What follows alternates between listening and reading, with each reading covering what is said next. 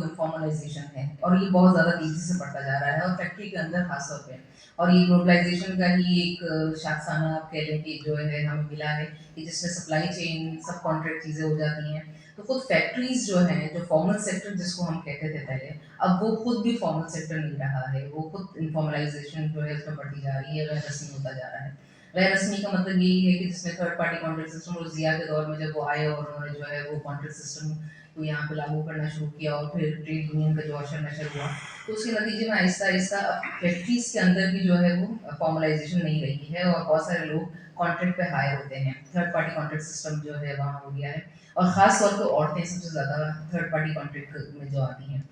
उसी में फिर हमने जब ये तहरीक शुरू की थी, तो बेसिकली थीसिस था मेरा होम बेस वर्कर्स पे था इत्तेफाक से, और उस्ताद भी फिर मुझे नासिर साहब जैसे मिल गए कि जिन्होंने चीज़ें समझाने में और मज़ीद जो है मदद की इस पूरे सफ़र के अंदर,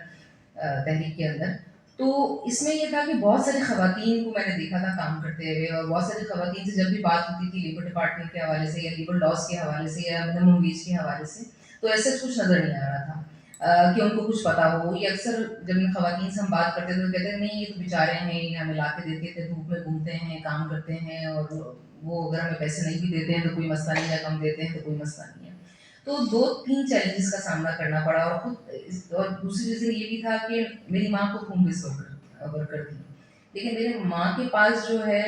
वो थोड़ी-सी अथॉरिटी ये थी कि वो मना कर सकती थी उस काम को।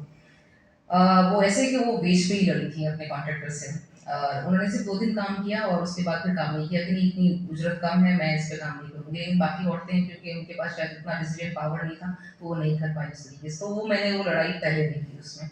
तो इस तरह से मैं इस तरह से जुड़ी उन औरतों से, जब मिलना शुरू किया, इनके साथ स्टडी सर्कल शुरू किया, जानना शुरू किया, पढ़ना शुरू किया, मिलना शुरू किया,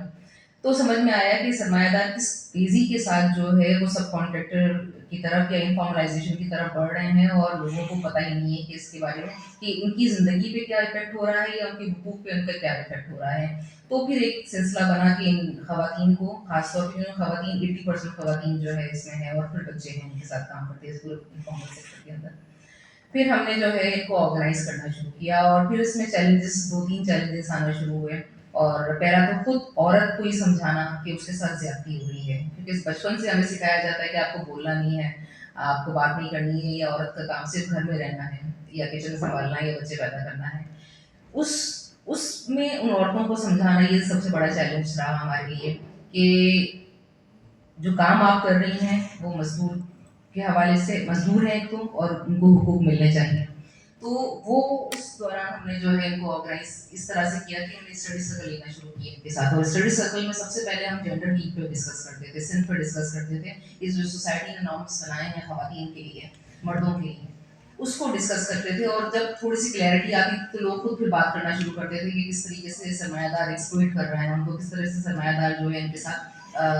खेल रहा है, और